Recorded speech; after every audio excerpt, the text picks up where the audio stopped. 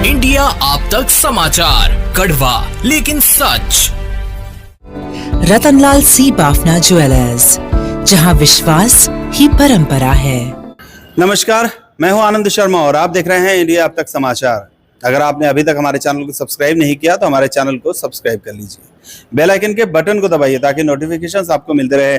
महाराष्ट्र में विधानसभा की तैयारियां बहुत ही जोर शोर से हो रही है। सभी पार्टियां ये सोच रही है कि उनकी ही सरकार बैठेगी और उनका ही उम्मीदवार चुनकर आएगा, लेकिन उम्मीदवार किसका चुनकर आएगा इसका फैसला 20 तारीख के बाद हो जाएगा। 23 तारीख को जब चुनाव का रिजल्ट आएगा तो सब कुछ आईने की तरह साफ हो जाएगा। महाराष्ट्र में जामनेर मतदार संघ, इसे बहुत ज्यादा लड़ाई वाला देखा जा रहा था। वहां पर ग्राम विकास मंत्री के सामने भारतीय जनता पार्टी के ही एक फुटिर नेता दिलीप खोड़पे सर, वो वहां पर उम्मीदवारी कर रहे हैं राष्ट्रवादी कांग्रेस पार्टी शरद पवार पार्टी की ओर से। और चूंकि वो बताया जाता है कि एकनाथ राव खड़से जो पहले बीजेपी में थे, फिर राष्ट्रवादी में आए, फिर अपनी बहू का जब चुनाव आया तो वापस बीजेपी में जाऊंगा, मैं बीजेपी से विनती कर रहा हूं, ऐसा कह रहे थे और वापस राष्ट्रवादी में कूद कर आ गए जैसे ही उनकी बहू भारतीय जनता पार्टी की सांसद बन गई। तो अभी ये माना जा रहा है कि राष्ट्रवादी कांग्रेस पार्टी के जो नेता हैं एकनाथ राव खड़से, इनके ही शिष्य दिलीप खोड़पे सर ने वहां से उम्मीदवारी का फॉर्म भरा है गिरीश महाजन जो मंत्री हैं उनके विरोध में। अभी कई बार बड़ी बड़ी सभाएं हो चुकी है जामनेर में, लेकिन एकनाथ राव खड़से को जामनेर में सभाओं में बोलने का मौका नहीं मिल रहा है। क्यों नहीं दिया जा रहा है, ये चर्चा जो है वो आम होती जा रही है कि आखिरकार ऐसा क्या है जो एकनाथ राव खड़से को बोलने ही नहीं दिया जा रहा है, उन्हें चांस ही नहीं दिया जा रहा है। अभी जामनेर में शरद पवार आए थे, उनके सामने भी खड़से को कुछ नहीं बोलने दिया गया। यही हाल मुक्ताई नगर में था, जब एक शरद पवार जी मुक्ताई नगर गए थे वहां भी उन्हें कुछ नहीं बोलने दिया गया। आखिरकार ऐसा क्या हुआ है जो खड़से को बोलने नहीं दिया जा रहा है? अब बोलने नहीं दिया जा रहा है या खड़से स्वयं नहीं बोल रहे हैं, ये असमंजस का कारोबार है। क्या खड़से अभी भी दिल से भारतीय जनता पार्टी की ओर ही हैं? और अभी जिस तरीके से पहले बहू के समय में लोकसभा के जब चुनाव थे तब भी उन्होंने ऐसा ही किया था, वो थे तो राष्ट्रवादी में, लेकिन मैं भारतीय जनता पार्टी में जा रहा हूं, मैं भारतीय जनता पार्टी से विनती कर रहा हूं, ये सब चीजें चल रही थी। एक दो स्टेटमेंट तो ऐसे थे कि उन्होंने भारतीय जनता पार्टी में प्रवेश कर लिया, लेकिन फिर से जैसे ही सब कुछ उनकी बहू चुनकर आ गई, लोकसभा के चुनाव खत्म हो गए, वो फिर से भारतीय जनता पार्टी को छोड़कर एनसीपी के गुणगान गाने लगे। अब मुद्दा जो है वो ये है कि आखिरकार एकनाथ राव खड़से जी को बोलने का मौका स्टेज पर क्यों नहीं दिया जा रहा है। हालांकि शुक्रवार को रात को भारतीय जनता पार्टी के विरोध में जलगांव में उनकी सभा है। जयश्री महाजन के स्टेज पर वो यहाँ पर भाषण देंगे भारतीय जनता पार्टी के विरोध में।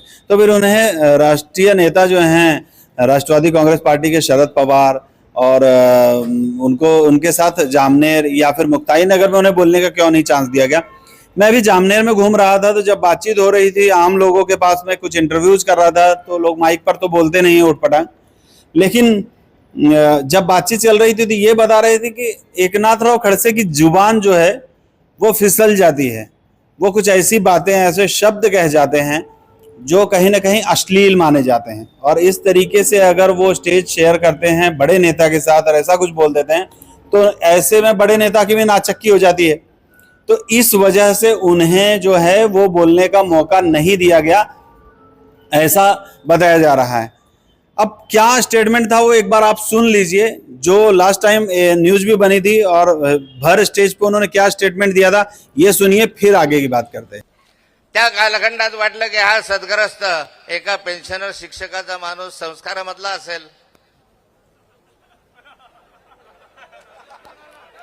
पण अलीकडचे वर्तणूक पाहिलं तर तुम्ही काय बोलणार, काय चालणार, कुठे दूध येतं, कुठं कुठं दूध येतं, याला दुधाशिवाय जमतच नाही। माहितीने किती ठिकाणी दूध काढलं याने। त्या कालखंडात वाटलं की हा सद्ग्रस्त एका पेन्शनर शिक्षकाचा माणूस संस्कारामधला असेल, पण अलीकडचे वर्तणूक पाहिलं तर तुम्ही काय बोलणार, काय चालणार, कुठे दूध येतं, कुठं कुठं दूध येतं, याला दुधाशिवाय जमतच नाही. माहिती नाही किती ठिकाणी दूध काढलं याने. ये था वो स्टेटमेंट. इस तरह के स्टेटमेंट से आप देख रहे होंगे, अगर नहीं देखा है तो मैं वापस स्क्रीन पे वीडियो चलाता हूं, आप देखिए किस तरीके से राष्ट्रवादी कांग्रेस पार्टी की शायद कोई नेत्री हैं जो पीछे बैठी हैं और जो शब्द एकनाथ राव खड़से इस्तेमाल कर रहे हैं, इसके बाद उनके चेहरे के भाव कैसे बदल रहे हैं. उनको शायद पसीना आ रहा होगा तो वो रुमाल से अपना चेहरा छुपाती नजर आ रही हैं. ऐसे शब्दों का प्रयोग जब महिलाएं बैठी हो तो करना कितना उचित है, ये आपको सोचना चाहिए, जनता को सोचना चाहिए. चुनाव में जीत हार ये होती ही रहेगी, लेकिन किसी को भी इस तरह से गलत शब्दों को कहना बिल्कुल भी उचित नहीं है. और इस तरह के शब्द तो एकनाथ राव खड़से जैसे वरिष्ठ नेता से उम्मीद ही नहीं करते हैं. ऐसी भावनाएं लोगों की थी. सिर्फ मैं लोगों की भावनाएं आप तक पहुंचा रहा हूं, बाकी निर्णय तो आपको लेना है. कौन जीतेगा कौन हारेगा ये जल्दी पता चल जाएगा. जळगावची नवी ओळख वस्त्रनगरी. घटस्थापनेपासून नवीन वास्तू. सुरेश कलेक्शन्स अँड क्रिएशन 80 फुटी कांदळदा रिंग रोड, राधाकृष्ण नगर चौक, छत्रपती शिवाजी नगर, जळगाव. सौंदर्य विश्वाची 73 वर्षांची परंपरा. Suresh collections and creation, Jalgaon.